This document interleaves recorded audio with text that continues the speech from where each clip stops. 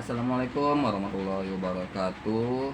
Ya, kita masuk hari ini di mata kuliah Perekonomian Indonesia dengan materi Sistem Perekonomian Indonesia.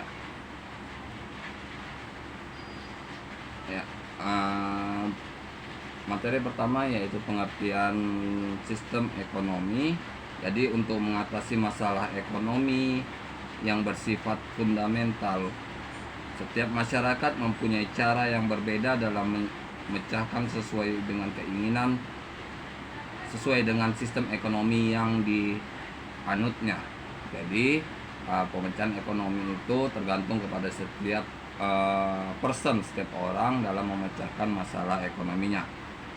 Cara suatu masyarakat mengatur kehidupan ekonominya disebut sistem ekonomi atau tata ekonomi. Ada pula yang mengartikan bahwa sistem ekonomi itu merupakan keseluruhan lembaga ekonomi yang dilaksanakan atau dipergunakan oleh suatu bangsa atau negara dalam melakukan kegiatan ekonominya.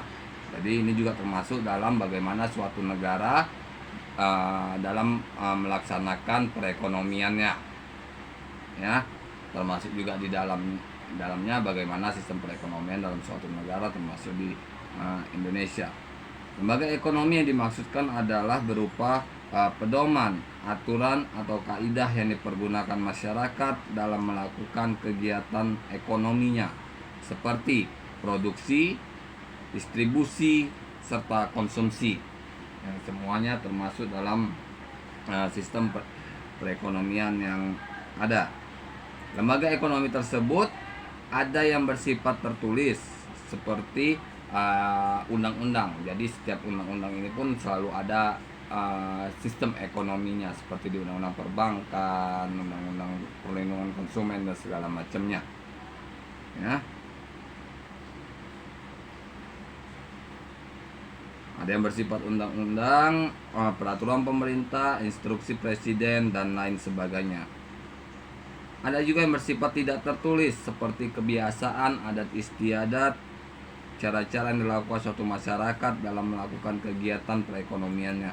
Ini juga terkandung dalam sistem perundang-undangan kita, bahwa sistem perundang-undangan kita mengakui tidak hanya dalam hukum tertulis, bahwa juga dengan hukum-hukum yang tidak tertulis atau yang menjadi kebiasaan sehari-hari dari masyarakat Indonesia. Perangkat kelembagaan ini meliputi cara kerja, mekanisme, hubungan hukum, peraturan-peraturan perekonomian, dan norma-norma lain yang tertulis maupun tidak tertulis yang berkaitan dengan kegiatan ekonominya.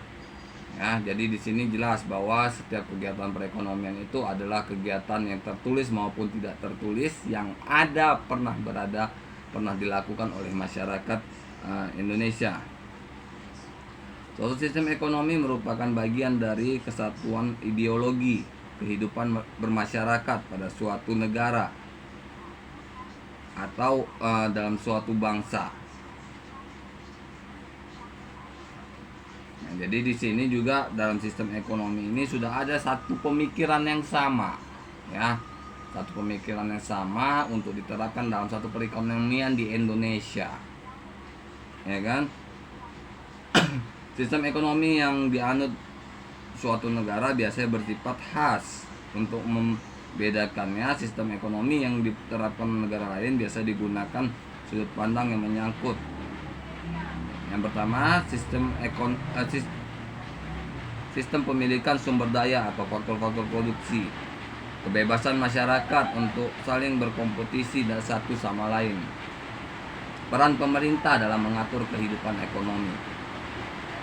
Kita masuk sistem ekonomi yang pertama, yaitu sistem ekonomi sosialis. Kelemahan-kelemahan yang terjadi dalam sistem ekonomi kapitalis lebih menyebabkan munculnya paham baru yang menentang paham tersebut. Paham baru ini dikenal dengan sistem ekonomi sosialis dan sistem ekonomi terpimpin. Seperti ekonomi sosialis merupakan suatu sistem ekonomi di mana sebagian besar barang-barang modal atau faktor-faktor produksi dikuasai oleh negara yang ditujukan untuk memenuhi kebutuhan masyarakat sebagai satu keseluruhan.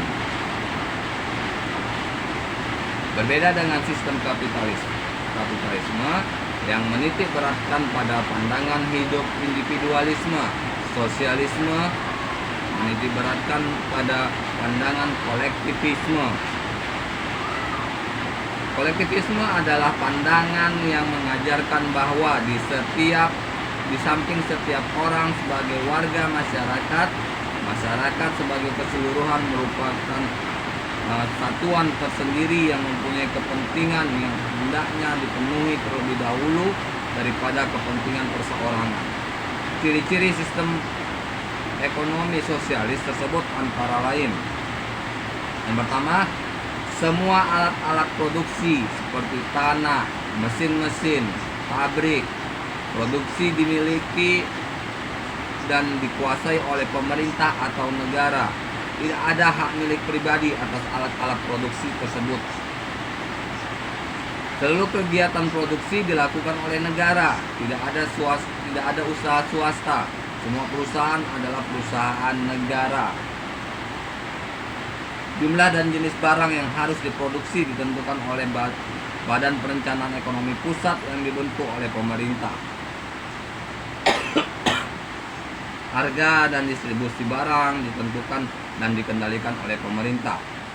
Yang terakhir, semua warga masyarakat adalah tenaga kerja atau karyawan yang wajib ikut berproduksi sesuai dengan kemampuannya, yang kemudian diberi upah atau gaji oleh negara sesuai dengan kebutuhannya.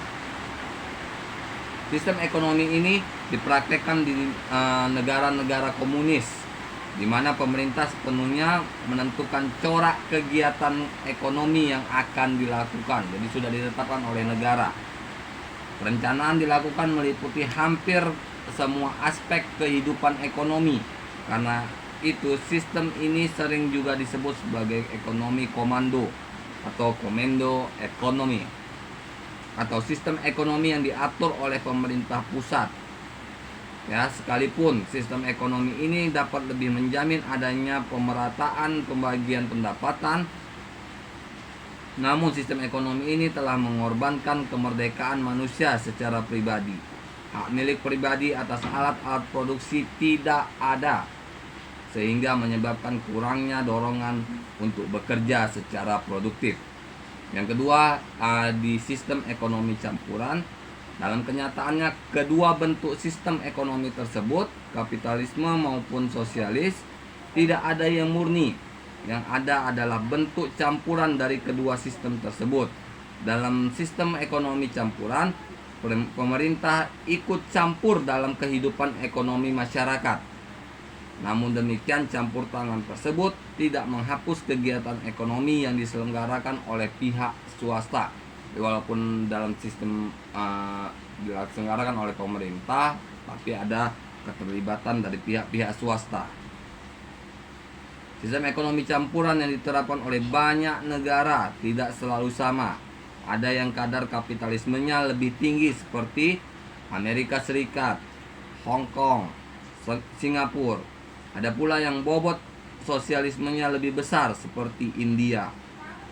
Untuk mengetahui apakah suatu negara condong ke arah sistem ekonomi liberal atau sebaliknya, terdapat ukuran yang disebut indeks kebebasan ekonomi yang dikembangkan oleh Milton Friedman dan kawan-kawan yang tergabung dalam Economic Freedom Network. Indeks ini dibangun atas 17 komponen, diantaranya menyangkut aspek operasi atau campur tangan pemerintah dan struktur ekonomi. Skala indeks bergerak dari 0 sampai dengan 10. Negara dengan indeks lebih tinggi menunjukkan konsistensi yang kuat pada sistem ekonomi liberal. Dengan menggunakan indeks kebebasan ekonomi dari Milton Friedman, sistem ekonomi yang paling liberal di dunia adalah Hong Kong, yaitu 9,3, disusul oleh Singapura 8,2, Selandia Baru 8,0, dan Amerika Serikat 7,6. Sementara itu di tingkat ASEAN tercatat Thailand 7,2, Filipina 7,0, Malaysia 7,0, Indonesia 6,3. Perekonomian Indonesia dalam kurun waktu 1975 sampai 1955 tampak semakin liberal dengan bergeraknya indeks kebebasan ekonomi dari 5,2 pada tahun 1975 menjadi 6,3 pada tahun 1995. Apakah negara dengan indeks kebebasan ekonomi yang tinggi menunjukkan pertumbuhan yang baik dalam perekonomiannya?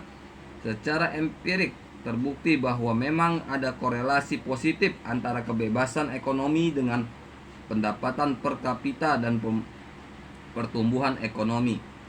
Sistem yang dilakukan oleh Liberal Institute pada tahun 1997 menunjukkan bahwa selama kurun waktu 1985 dan 1996 pendapatan per kapita di negara-negara yang perekonomiannya sangat bebas mencapai 14.829 US dollar. Sedangkan di negara-negara yang kurang bebas mencapai 12.369 US dollar. Dan di negara-negara paling kurang bebas hanya mencapai 2.541 US dollar. Jadi bahwa pada tingkat pertumbuhan ekonomi di negara-negara yang perekonomiannya sangat bebas, tingkat pertumbuhan ekonomi bisa mencapai 2,9% per tahun. Sedangkan di negara-negara perekonomian yang kurang bebas hanya mencapai 1,8% per tahun. Nah, dan di negara yang paling kurang bebas tingkat pertumbuhan ekonominya hanya 1,0% per tahun. Jadi di sini bisa kita lihat perbedaan perkembangan perekonomian dari 3 sistem dalam negara itu. Sayangnya hasil studi ini tidak melaporkan bagaimana hubungan kebebasan ekonomi dengan pemerataan tingkat kesejahteraan. Ya, dalam sistem ekonomi campuran, pemerintah dapat mengatur, mengawasi, menstabilkan, dan memajukan ekonomi nasional secara keseluruhan. Dengan mendorong atau menumbuhkan inisiatif swasta, namun yang masih menjadi persoalan adalah bagaimana sebaiknya cara yang ditempuh pemerintah dan apakah campur tangan pemerintah tersebut harus bersifat langsung atau tidak langsung. Apakah cukup dengan peraturan saja, kan? Keterlibatan pemerintah dalam kegiatan ekonomi dapat kita golongkan dalam 3 bentuk. Yang pertama, dalam membuat peraturan perundang-undangan. Ya, dalam membuat peraturan perundang-undangan ini dengan melihat gerakan-gerakan ekonomi yang ada di masyarakat, mana yang menjadi kebutuhan masyarakatnya. Hanya menjalankan berbagai kebijaksanaan ekonomi, antara lain kebijakan fiskal dan moneter. Jadi pemerintah dapat melaksanakan kebijakan fiskal dan moneter yang dapat mendukung kegiatan ekonomi dari masyarakat. Ya, secara langsung menjalankan berbagai kegiatan ekonomi sehingga dapat memaksimalkan keuntungan sosial, keuntungan yang diperoleh masyarakat secara keseluruhan. Jadi gimana kegiatan ekonomi yang diterapkan oleh pemerintah harusnya dapat memajukan keuntungan, memberikan keuntungan kepada masyarakat agar agar pendapatan masyarakat menjadi lebih tinggi.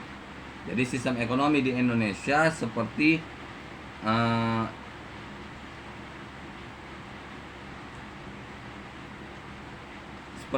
beberapa pendapat bahwa sistem ekonomi Indonesia menganut sistem ekonomi campuran, tetapi pemilik swasta perseorangan atas alat-alat produksi yang berdampingan dengan pemilikan negara dan bahkan pemilikan kelompok-kelompok persekutuan adat.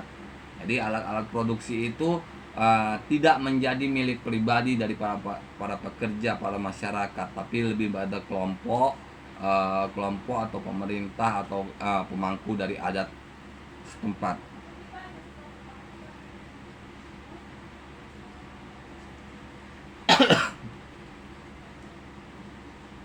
Ya, negara mempunyai kewajiban supaya ketentuan yang termuat dalam pasal 27 ayat 2 dapat terlaksana. Apa itu? Bahwa tiap-tiap warga negara berhak atas pekerjaan dan penghidupan yang layak bagi kemanusiaan. Jadi di sini Pemerintah wajib mengusahakan pekerjaan dan penghidupan yang layak bagi masyarakat.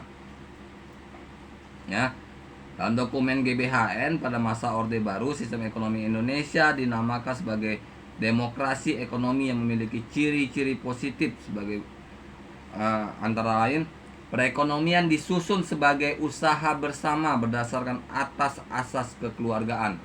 Ya, jadi perekonomian Indonesia itu disusun dalam asas kebersamaan, dalam asas kekeluargaan.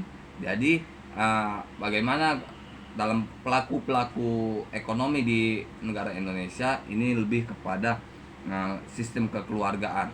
Ya, cabang-cabang produksi yang penting di negara-negara dan memenuhi hajat hidup orang banyak dikuasai oleh negara. Ya, mana seperti kita tahu bahwa cabang-cabang produksi yang menjadi tolak ukur menjadi pegangan oleh negara. Seperti apa? Seperti kalau kita lihat seperti contohnya beras bulog dan kebutuhan pangan dan lainnya dari masyarakat itu masih dikuasai dan dikelola oleh negara. Bumi, air, dan kekayaan alam terkandung di dalamnya dikuasai oleh negara dan dipergunakan sebesar-besarnya kemakmuran rakyat. Ya, jadi kekayaan alam yang ada di Indonesia ini dikuasai oleh negara, tapi masyarakat dapat mengelolanya dengan sebaik-baiknya untuk memenuhi kebutuhan dari masyarakat tersebut. Ya, sumber-sumber kekayaan dan keuangan negara digunakan dengan permufakatan lembaga-lembaga perwakilan rakyat serta pengawasan terhadap kebijaksanaan ada pada lembaga-lembaga perwakilan rakyat pula. Nah, jadi sumber kekayaan dan keuangan itu pada lembaga perwakilan rakyat, ya. Mereka yang mengelola bagaimana lembaga perwakilan rakyat itu dapat mengawasi segala kebijakan pemerintah.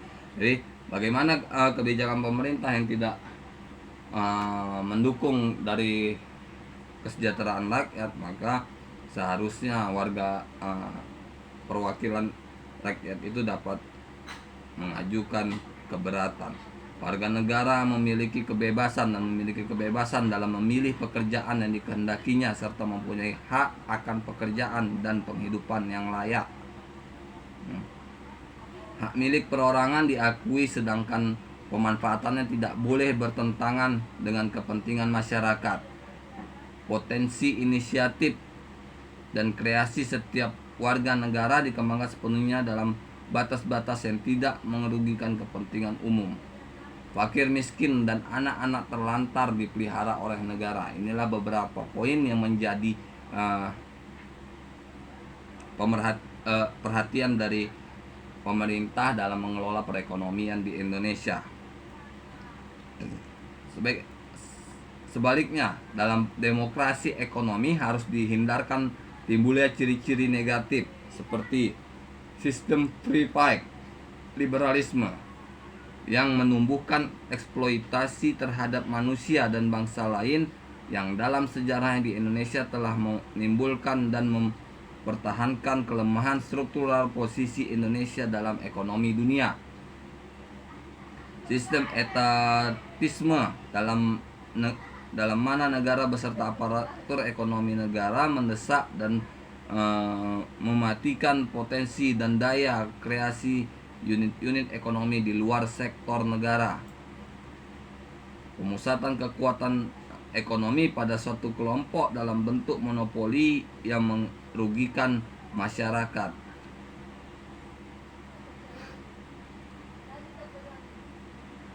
Sistem perekonomian Pancasila memiliki 5 ciri pokok. Yang pertama, koperasi sebagai soko guru perekonomian, karena koperasi merupakan bentuk yang paling konkret dari sebuah usaha bersama. Ya, roda perekonomian digerakkan oleh rangsangan ekonomis, sosial, dan moral. Rangsangan atau dorongan sosial dan moral ini sangat ditekankan karena rangsangan-rangsangan Inilah yang membedakan sistem perekonomian Pancasila dengan sistem ekonomi kapitalisme yang menekankan rangsangan ekonomi semata. Ada kehendak kuat dari seluruh masyarakat ke arah kemerataan sosial. Hal ini berbeda dengan sistem ekonomi kapitalis yang hanya punya rasa individual dalam mencari keuntungan yang sebesar-besarnya bagi dirinya dalam kegiatan ekonomi. Nasionalisme menjiwai setiap kebijakan ekonomi. Adanya keseimbangan yang jelas antara perencanaan di tingkat nasional dengan desentralisasi dalam pelaksanaan kegiatan ekonomi. Ya. Jadi sejarah ringkas, kita masuk ke materi selanjutnya, sejarah ringkas perekonomian Indonesia. Sejarah ringkas perekonomian Indonesia ini masuk dalam dua kelompok. Yang pertama dalam periode pra-kemerdekaan, itu periode kolonialisme dan periode kolonialisme. Yang kedua periode kemerdekaan, yaitu periode Orde Lama atau Orla dan periode Orde Baru atau Orba, serta periode Orde Reformasi. Masuk pembahasan pertama, periode pra-kemerdekaan. Pada periode ini yang dimaksud dengan periode pra-kolonialisme adalah masa-masa berdirinya kerajaan-kerajaan di wilayah Nusantara. Itu terjadi sekitar abad ke-5 sampai sebelumnya masa masuknya penjajahan yang secara sistematis menguasai kekuatan ekonomi dan politik di wilayah Nusantara sekitar abad ke-15 sampai 17. Ya, pada masa itu Republik Indonesia belum berdiri, daerah-daerah umumnya dipimpin oleh kerajaan-kerajaan. Belum berdiri daerah-daerah ya, jadi masih dipimpin oleh kerajaan-kerajaan. Di Indonesia ini belum ada dulu daerah-daerah seperti saat sekarang ini, seperti provinsi-provinsi yang ada ini belum ada, tapi ada kerajaan. Beberapa kerajaan, kalau di Sumatera biasa, kalau nggak salah saya itu kerajaan Kesultanan Maimun, di Jawa ada, di mana-mana pun ada masing-masing. Indonesia terletak di posisi geografis antara benua Asia dan Eropa, serta Samudra Pasifik dan Hindia, sebagai posisi yang strategis dalam jalur pelayaran niaga antar benua. Nah, jadi di Indonesia ini merupakan jalur yang sangat strategis dalam masa perdagangan, dalam kacamata perdagangan, bahwa ya ini bisa dijadikan jalur-jalur perdagangan, ya kan, pada masa itu ya. Soalnya dalam periode kolonialisme ada 4 negara yang pernah menduduki Indonesia, yaitu Portugis, Belanda, Inggris, dan Jepang. Portugis tidak meninggalkan jejak yang mendalam di Indonesia karena keburu diusir oleh Belanda, ya. Tetapi Belanda yang kemudian berkuasa selama 350 tahun menerapkan berbagai sistem yang masih tersisa hingga kini, seperti atau VOC, seperti yang melawan VOC. Belanda saat ini menganut paham merkantilis, benar-benar menancapkan kukunya di Hindia Belanda. Belanda melimpahkan wewenang untuk mengatur Hindia Belanda kepada VOC, sebuah perusahaan yang didirikan dengan tujuan untuk menghindari persaingan antar semua pedagang Belanda. Jadi dalam mempermudah aksinya di Hindia Belanda, VOC antara lain meliputi hak dalam mencetak uang, hak dalam mengangkat dan memberhentikan pegawai, hak dalam menyatakan perang dan damai, hak untuk membuat angkatan bersenjata sendiri, serta hak untuk membuat perjanjian dengan raja-raja. Jadi hak ini dikelola langsung oleh pemerintahan Belanda. Selanjutnya di pendudukan Inggris pada tahun 1811 sampai 1816.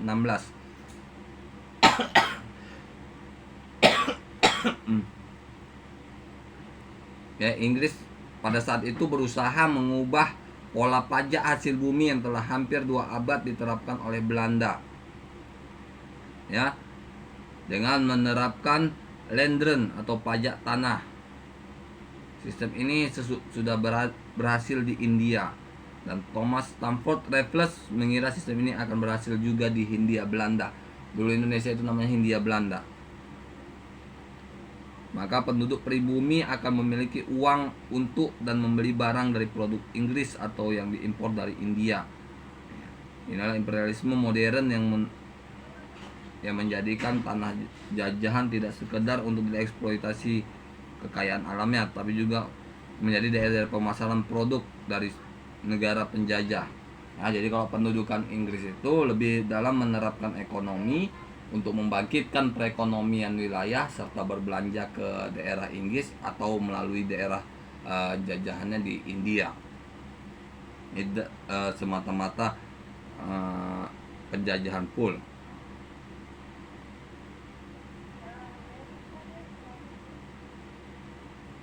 Jadi di sini ada beberapa pendapat. Yang pertama pendapat Adam Smith bahwa tenaga kerja produktif adalah tenaga kerja yang menghasilkan benda konkret dan dapat dinilai pasar. Sedangkan tenaga kerja tidak produktif adalah menghasilkan jasa di mana tidak menunjang pencapaian pertumbuhan ekonomi. Jadi dalam sistem ekonomi Indonesia, masa kerja produktif dan tidak produktif ini sudah ada takaran usianya, sehingga kalau kita melamar kerja pasti ada penempatan kita sesuai dengan kelompok umur. Ya, pendapat Adam Smith bahwa salah satu peran ekspor adalah memperluas pasar bagi produk yang dihasilkan oleh Inggris dan peranan produk dalam menyerap hasil produksi. The Quantity Theory of Money bahwa kenaikan maupun penurunan tingkat harga dipengaruhi oleh jumlah uang yang beredar. Jadi pada saat itu Inggris itu lebih kepada peredaran uang, ya, dari wilayah Hindia Belanda atau Indonesia ke Inggris atau melalui India yang merupakan jajahan Inggris juga. Jadi ujung-ujungnya kembali ke Inggris. Ya, jadi di penjajahan Inggris ini lebih kepada adanya pergerakan ekonomi. Dia tidak hanya mencari keuntungan dari apa yang dihasilkan di Indonesia, tapi lebih kepada sistem perekonomian yang jalan.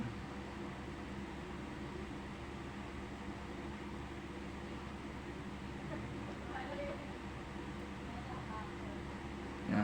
Dan tetapi cara-cara tadi juga banyak mengalami kegagalan di Hindia Belanda dikarenakan masyarakat Hindia Belanda pada umumnya buta huruf dan kurang mengenal uang, apalagi untuk menghitung luas tanah yang kena pajak. Ya, jadi pada saat itu wilayah Hindia Belanda atau wilayah Indonesia masih buta huruf. Jadi dalam hal perjanjian pembayaran pajak tanah dan segala macam itu masyarakat Indonesia tidak mengerti, bahkan tidak mengenal mata uang. Itu dalam masa penjajahan Inggris. Pegawai pengukur tanah dari Inggris sendiri jumlahnya terlalu sedikit, ya. Jadi petugas pengukuran tanah pun yang dikirim dari Inggris itu jumlahnya sangat amat sedikit, sehingga tidak efektif dalam upaya pelaksanaan teori ini. Kebijakan ini kurang didukung oleh raja-raja dan para bangsawan karena Inggris tak mau mengakui suksesi jabatan secara turun-temurun. Ya. Jadi kebijakan-kebijakan ini ya tidak didukung oleh beberapa kerajaan yang ada di Indonesia. Itu karena Inggris tidak mendukung adanya sistem turun-temurun dari pimpinan wilayah Nusantara. Misalnya ada kultur sel mulai diberlakukan pada tahun 1836 atas inisiatif Van der Bosch. Tujuannya adalah untuk memproduksi berbagai komoditi yang ada permintaannya di pasar dunia. Jadi di sini lebih kepada apa yang menjadi permintaan pasar di dunia diadakan di wilayah Nusantara atau dicari di wilayah Indonesia, wilayah Nusantara. Jadi pada masa ini Van der Bosch lebih kepada seperti itu, bahwa apa nih yang diminta di Eropa maupun di Amerika itu dicari adanya misalnya di Indonesia seperti rempah-rempah dan berbagai kebutuhan pokok lainnya, itu yang dikirim ke Eropa dan Amerika. Jadi selanjutnya ada sistem ekonomi pintu terbuka atau liberal, ya. Ada desakan kaum humanis Belanda yang menginginkan perubahan nasib warga pribumi ke arah yang lebih baik, mendorong pemerintah Hindia Belanda untuk mengubah kebijakan ekonominya. Dibuat peraturan-peraturan agraria terbaru yang antara lain mengatur tentang penyewaan tanah pada pihak swasta berjangka waktu 75 tahun.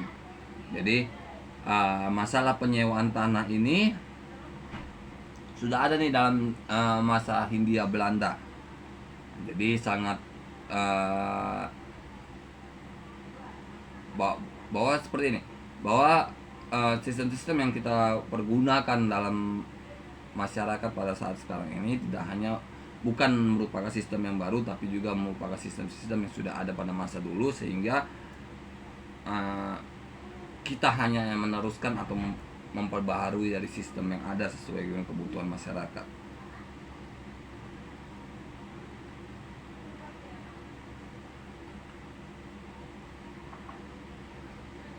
Selanjutnya ada di pendudukan Jepang tahun 1942 dan 1945, bahwa pemerintah militer Jepang menerapkan suatu kebijakan pengerahan sumber daya ekonomi mendukung gerakan maju pasukan Jepang dalam Perang Pasifik. Sebab akibatnya terjadi perombakan besar-besaran dalam struktur ekonomi masyarakat. Ya, kesejahteraan rakyat merosot tajam dan terjadi bencana kekurangan pangan.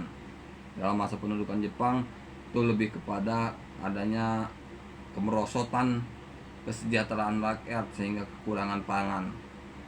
Ya, jadi kita masuk di periode selanjutnya, periode kemerdekaan. Periode Orla atau Orde Lama, yaitu di masa pasca kemerdekaan, itu tahun 1945 sampai 1950. Keadaan ekonomi Indonesia pada masa awal kemerdekaan sangat amat buruk, antara lain disebabkan inflasi yang sangat tinggi disebabkan karena beredarnya lebih dari satu mata uang secara tidak terkendali. Pada waktu itu, untuk sementara waktu, pemerintah Indonesia menyatakan 3 mata uang yang berlaku di wilayah RI, yaitu mata uang The Javash Bank, mata uang pemerintah Hindia Belanda, dan mata uang pendudukan Jepang. Kemudian pada tanggal 6 Maret 1946, Panglima Afni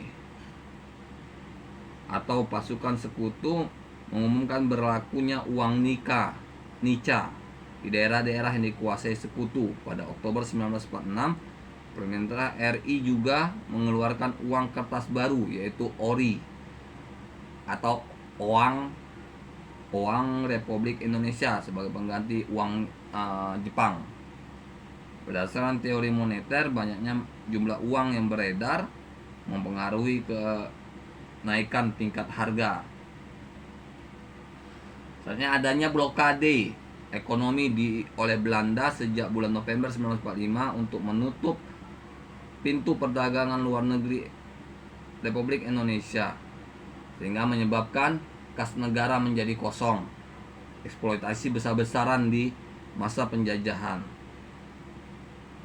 Usaha yang dilakukan untuk mengatasi kesulitan ekonomi tersebut antara lain dilakukan program pinjaman nasional yang dilaksanakan oleh Menteri Keuangan pada saat itu adalah Insinyur Surahman dengan persetujuan BPKNIP dilakukan pada bulan Juli 1945.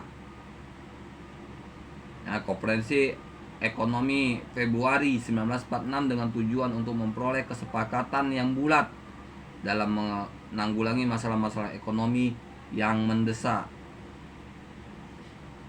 Nah, pembentukan Planning Board atau Badan Perencanaan Ekonomi pada tanggal 19 Januari 1947. Ya, rekonstruksi dan rasionalisasi angkatan perang atau RERA pada tahun 1948, yaitu dengan mengalihkan tenaga bekas angkatan perang ke bidang-bidang yang lebih produktif. Kesimo Plan intinya mengenai usaha swasembada pangan dengan beberapa petunjuk pelaksanaan praktis dengan swasembada pangan diharapkan perekonomian Indonesia akan lebih baik. Yang kedua adalah masa demokrasi liberal. Masa ini disebut masa liberal karena dalam praktek maupun sistem ekonominya menggunakan prinsip-prinsip liberal. Perekonomian diserahkan pada pasar-pasar sesuai teori-teori mazhab klasik yang menyatakan laissez-faire. Usaha-usaha yang dilakukan untuk mengatasi masalah tersebut adalah yang pertama Gunting Syarifuddin, yaitu pemotongan nilai uang pada 20 Maret 1950 untuk mengurangi jumlah uang yang beredar agar tingkat harga turun. Selanjutnya program Benteng atau Kabinet Nasir, yaitu upaya menumbuhkan wira swasta pribumi dan mendorong importir nasional agar dapat bersaing dengan perusahaan impor asing dengan membatasi impor barang tertentu dan memberikan lisensi impornya hanya pada importir pribumi yang memberikan kredit pada perusahaan-perusahaan pribumi agar nantinya dapat berpartisipasi dalam perkembangan ekonomi nasional. Nasionalisme The Japanese Bank menjadi Bank Indonesia pada 15 Desember 1951 lewat Undang-Undang Nomor 24 Tahun 51 dengan fungsi sebagai bank sentral dan bank sirkulasi. Pembatalan sepihak atas hasil-hasil KMB Konferensi Meja Bundar, termasuk pembubaran Uni Indonesia Belanda. Akibatnya banyak pengusaha Belanda yang menjual perusahaannya, sedang pengusaha-pengusaha pribumi belum bisa mengambil alih perusahaan-perusahaan tersebut.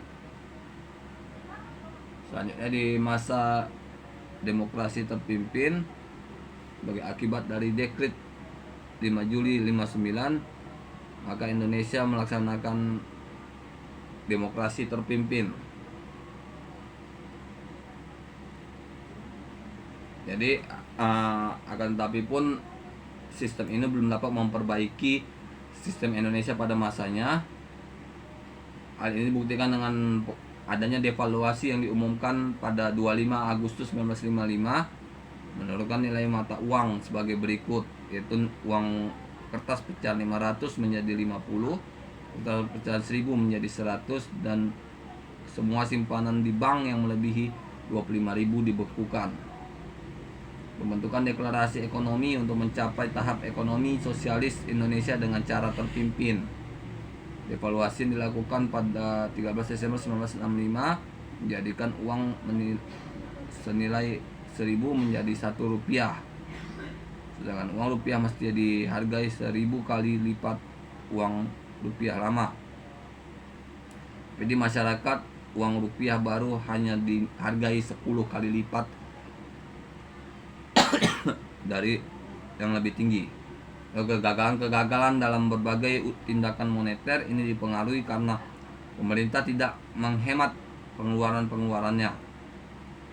Ya, sekali lagi Indonesia juga salah satu konsekuensi dari pilihan menggunakan sistem demokrasi terpimpin yang bisa diartikan bahwa Indonesia berkiblat ke timur atau sosialis baik dalam politik, ekonomi dan jadi jika kita lihat isu-isu sekarang tentang pemotongan nilai mata uang ini sudah pernah dilakukan pada masa dahulu sehingga bukan merupakan hal yang baru ya.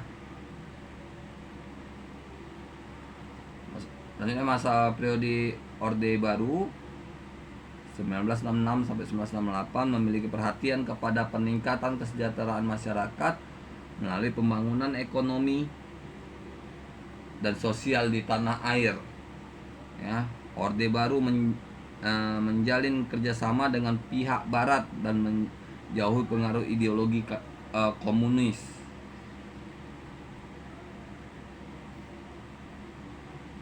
Ya, perkembangan ekonomi masa Orde Baru lebih baik daripada Orde Lama disebabkan oleh beberapa faktor. Yang pertama, kemauan politik yang kuat dari pemerintah untuk melakukan pembangunan atau melakukan perubahan ekonomi, kondisi ekonomi. Yang kedua, stabilitas politik dan ekonomi yang lebih baik daripada masa Orde Lama. Pemerintahan Orde Baru berhasil menekan inflasi. Ya, sumber daya manusia yang baik, sumber daya manusia ini di masa Orde Baru memiliki kemampuan untuk menyusun program dan strategi pembangunan dan kebijakan yang terkait. Sistem politik dan ekonomi terbuka yang berorientasi di Barat, hal ini sangat membantu khususnya dalam mendapatkan pinjaman luar negeri. Kondisi ekonomi dan politik dunia yang lebih baik selain terjadi di oil bond, tingkat produksi minyak dan harga yang meningkat.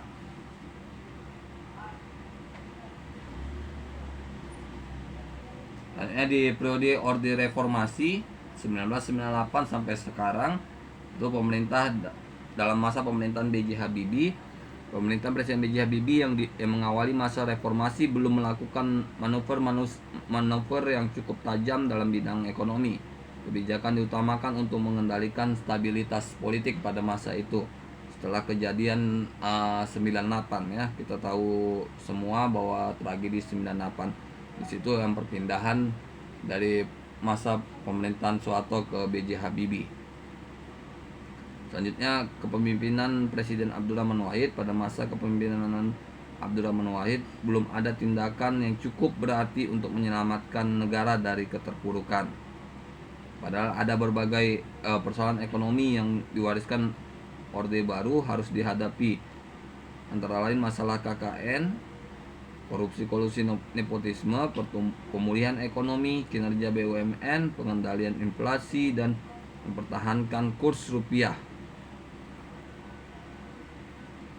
Selanjutnya masa kepemimpinan Megawati Soekarno Putri, kebijakan ekonomi tempuh untuk mengatasi persoalan pada masanya yaitu meminta penundaan pembayaran utang sebesar 5,8 miliar US dollar pada pertemuan Paris Club ketiga yang mengalokasikan pembayaran utang luar negeri sebesar 116,3 triliun. Kebijakan privatisasi BUMN.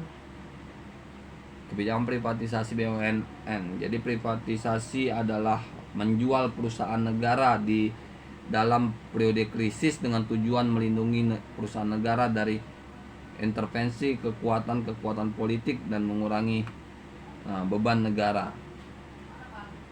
Ya, selanjutnya masa kepemimpinan SBY Susilo Bambang Yudhoyono itu mengurangi subsidi BBM antara lain dengan menaikkan harga BBM. Ya. Kebijakan ini latar belakang oleh naiknya harga minyak dunia. Anggaran subsidi BBM dialihkan ke subsidi sektor pendidikan dan kesehatan serta bidang-bidang yang mendukung peningkatan kesejahteraan rakyat. Nah, jadi di masa Presiden SBY seperti itu. Ini pelaku ekonomi dalam sistem perekonomian Indonesia, satu sistem ekonomi demokrasi.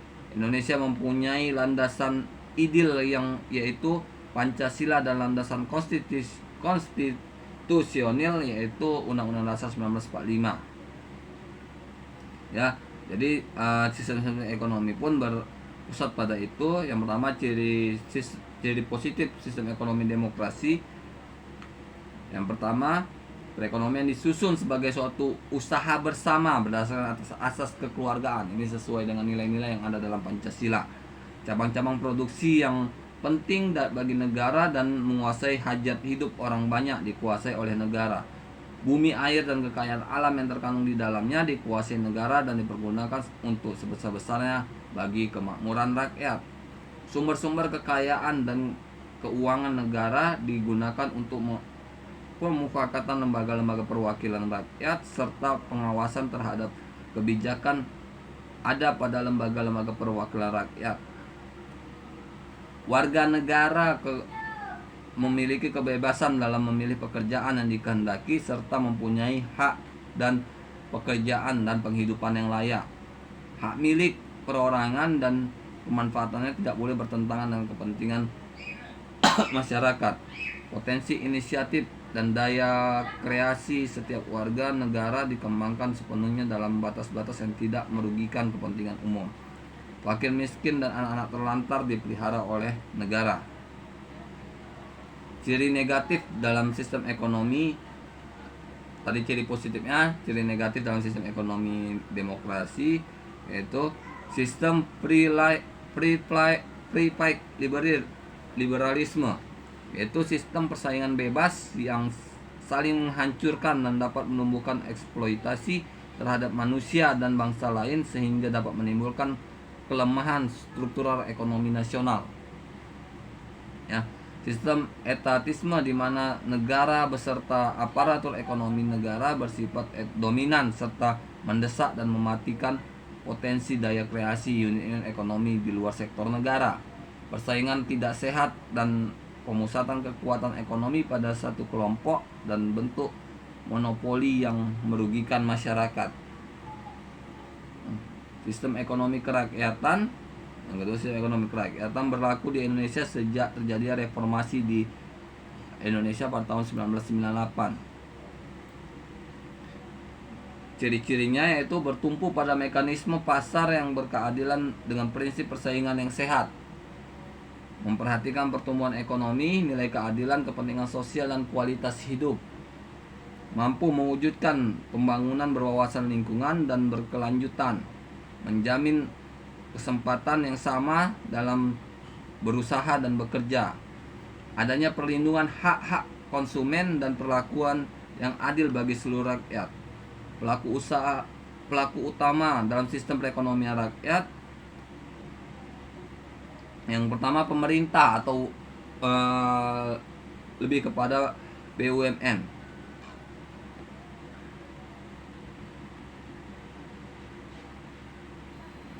Nah, pemerintah sebagai pelaku kegiatan ekonomi, termasuk dalamnya kegiatan produksi,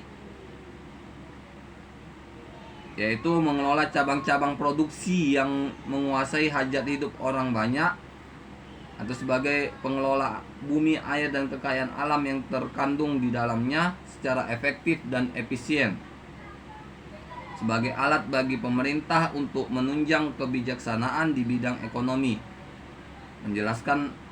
menyediakan lapangan kerja bagi masyarakat sehingga dapat menyerap tenaga kerja dari kalangan masyarakat. Dalam kegiatan konsumsi seperti halnya yang telah pemerintah juga membutuhkan barang dan jasa yang menjalankan tugasnya seperti halnya ketika menjalankan tugasnya dalam rangka melayani masyarakat, yaitu mengadakan pembangunan gedung-gedung di sekolah, rumah sakit, atau jalan-jalan. Kegiatan distribusi. Jadi selain kegiatan konsumsi pada produksi, kita juga melakukan kegiatan distribusi. Distribusi yang dilakukan pemerintah dalam rangka menyalurkan barang-barang yang telah diproduksi oleh perusahaan-perusahaan negara dan masyarakat. Itulah cara-cara dari pemerintah. Pemerintah sebagai pengatur kegiatan ekonomi. Pemerintah dalam melaksanakan pembangunan di bidang ekonomi tidak hanya berperan sebagai salah satu pelaku ekonomi, akan tetapi pemerintah juga berperan dalam merancang, membimbing, dan mengarahkan terhadap jalannya roda perekonomian demi tercapainya tujuan pembangunan nasional.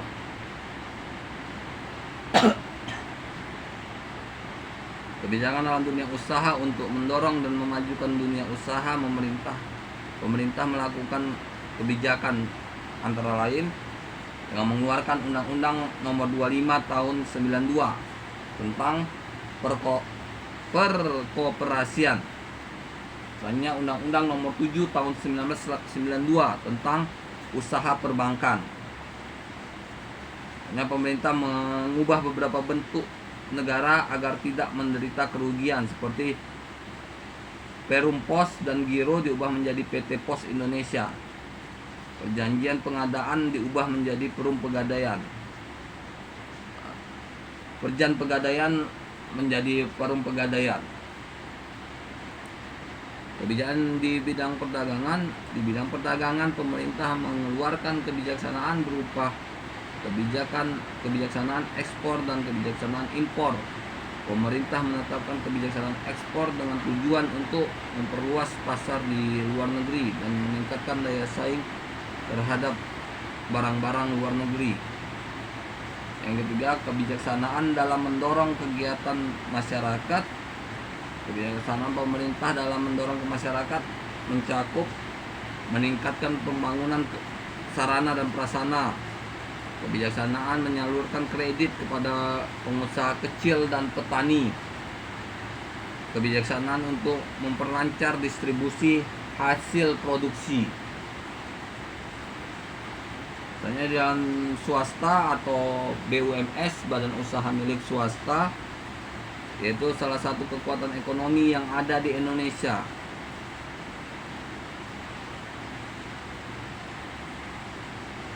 Kebijakan yang ditempuh antara lain menumbuhkan daya kreasi dan partisipasi masyarakat dalam usaha mencapai kemakmuran sesuai dengan cita-cita bangsa Indonesia. Terbatasnya modal yang dimiliki pemerintah untuk menggali dan mengolah sumber daya alam Indonesia sehingga memerlukan kegairahan usaha swasta. Memberi kesempatan agar perusahaan-perusahaan swasta dapat memperluas kesempatan kerja, mencakup kebutuhan dan akan tenaga ahli dalam menggali dan mengolah sumber daya alam.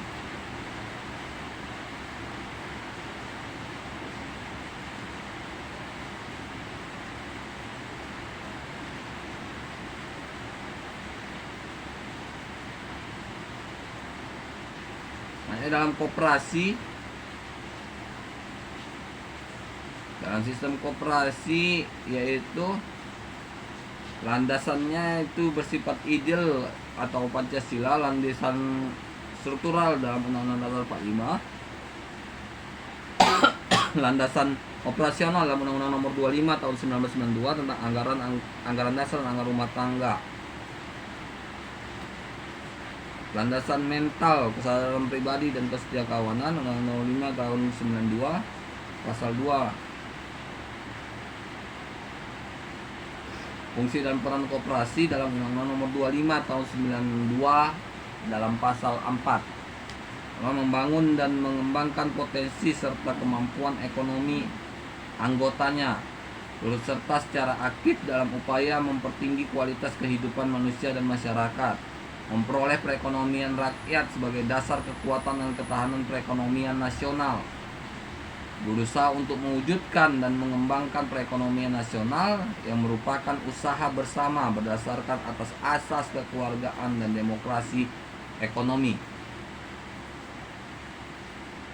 Perangkat organisasi koperasi, yang pertama rapat anggota. Dalam hal ini yaitu anggaran dasar, kebijaksanaan umum di bidang organisasi, pemilihan, pengangkatan, dan pemberhentian pengurus dan pengawas, rencana kerja, rencana anggaran, pendapatan dan belanja koperasi, serta pengesahan laporan keuangan. Pengesahan bertanggung jawab pengurus dalam pelaksanaan tugas, pembagian sisa hasil usaha, penggabungan, peleburan, pembagian dan pembubaran koperasi. Nah, selanjutnya dalam sistem pengawasan, pengawas koperasi adalah salah satu perangkat organisasi koperasi dan menjadi suatu lembaga atau badan struktural dalam sistem koperasi. Dari dalam sistem koperasi, pengawas mengemban amanat anggota untuk melaksanakan pengawasan terhadap pelaksanaan kebijaksanaan dan pengelolaan koperasi. Tugas-tugasnya yaitu melakukan pengawasan terhadap pelaksanaan kebijakan koperasi oleh pengurus, membuat laporan tertulis mengenai hasil pengawasan yang telah dilakukan.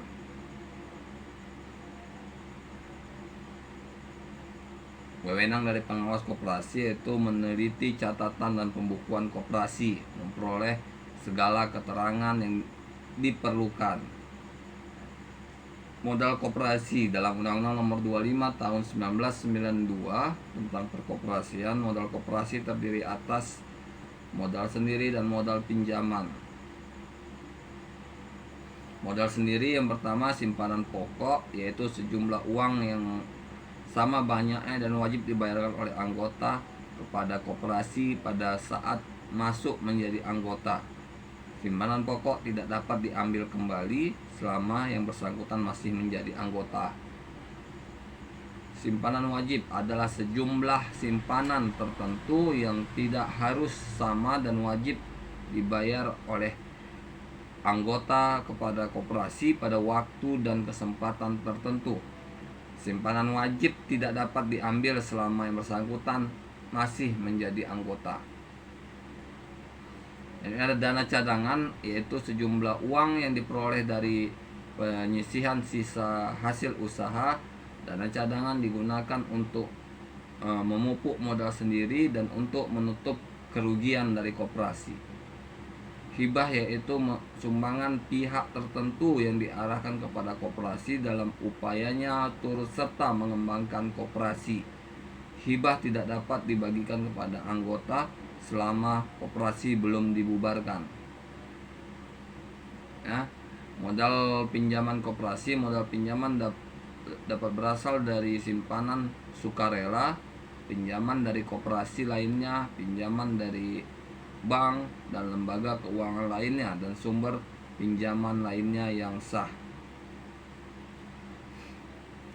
Lanjutnya di materi berikutnya itu pelapukan sistem ekonomi, pelapukan struktur ekonomi yang kokoh sekurangnya ditopang oleh dua pondasi yang kuat, yaitu pada level mikro, relasi antar pelaku ekonomi berpadu padan dalam interaksi yang sejajar sehingga nisbah ekonomi dibagi secara proporsional sesuai dengan pengorbanan yang dipikul. Ya, jadi apabila seorang pelaku ekonomi yang memikul ongkos terbesar mendapatkan nisbah yang paling kecil, maka berarti menandakan terbentuknya struktur ekonomi yang tidak sehat. Kedua, pada level mikro, struktur sektor ekonomi yang berkaitan langsung dengan kegiatan produksi yang dapat diperjualbelikan. Sektor real, tradable, sektor yang seyogyanya menjadi lokomotif pergerakan kegiatan ekonomi.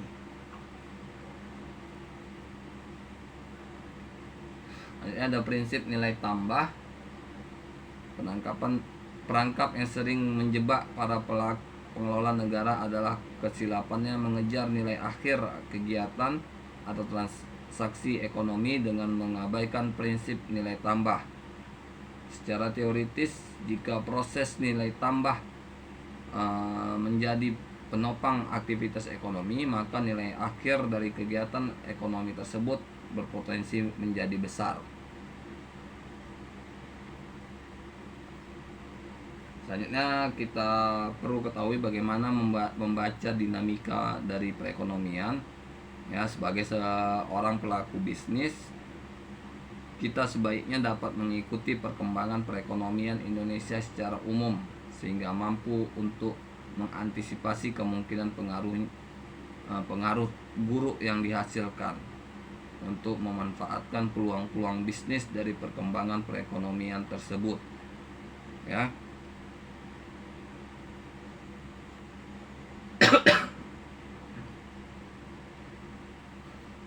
Yang mengelompokkan kegiatan perekonomian menurut kepentingan pelaku-pelaku utama masing-masing, yaitu pertama produsen dan pengusaha, yaitu perseorangan atau kelompok perseorangan yang berkumpul secara hukum dalam bentuk perseroan terbatas atau PT, CV, koperasi atau bentuk formal lainnya yang bertujuan untuk memproduksi barang atau pokok atau jasa untuk dilempar ke pasar guna memenuhi kebutuhan konsumen. Konsumen yaitu perseorangan, rumah tangga, atau kelompok organisasi yang memiliki kemampuan daripadanya, biasanya disebut dengan daya beli, dan memiliki pilihan-pilihan atau keinginan untuk memenuhi kebutuhan human wants mereka di pasar. Kegiatan pelaku konsumen ini disebut dengan kegiatan konsumsi.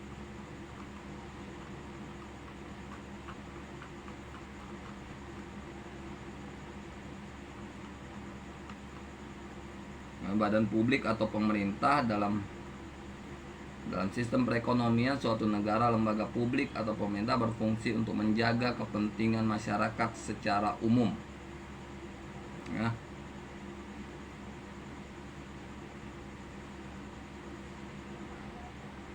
Model perekonomian itu ada, yang pertama model perekonomian tertutup, yaitu para pelaku ekonomi ini khususnya produsen dan konsumen secara sederhana akan melakukan kegiatan dalam penjualan dan pembelian di pasar yang saling melengkapi untuk memenuhi kebutuhan dan kepentingan masing-masing.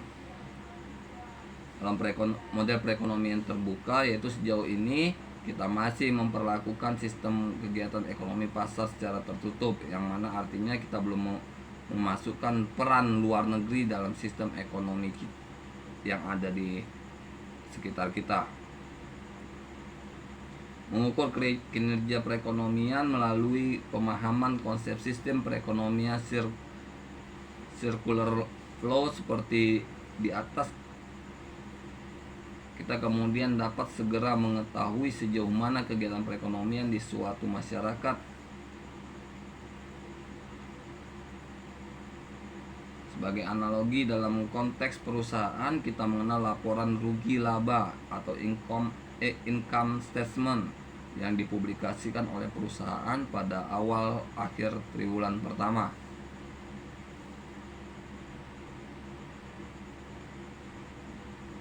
Ya, para ahli ekonomi umumnya membagi lebih lanjut komponen pendapatan nasional ke dalam komponen pengeluaran agregat seperti kegiatan konsumsi, investasi, pengeluaran pemerintah, dan ekspor. Komponen penyeimbangnya yang disebut dengan penerimaan agregat atau Y terdiri dari komponen agregat seperti berikut: kegiatan konsumsi atau C, tabungan atau S, pajak atau T, dan impor atau M. Akurasi sistem penghitungan pendapatan maksimal akan lebih baik jika kantor statistik memperkirakan teknik perhitungan atas dasar pendekatan penerimaan agregat seperti yang dilakukan oleh sebagian besar negara-negara maju. Sedangkan di negara berkembang termasuk Indonesia, pendapatan nasionalnya dihitung dengan mengemukakan pendekatan pengeluaran agregat. Alasannya yang belum kita ketahui pada saat sekarang ini.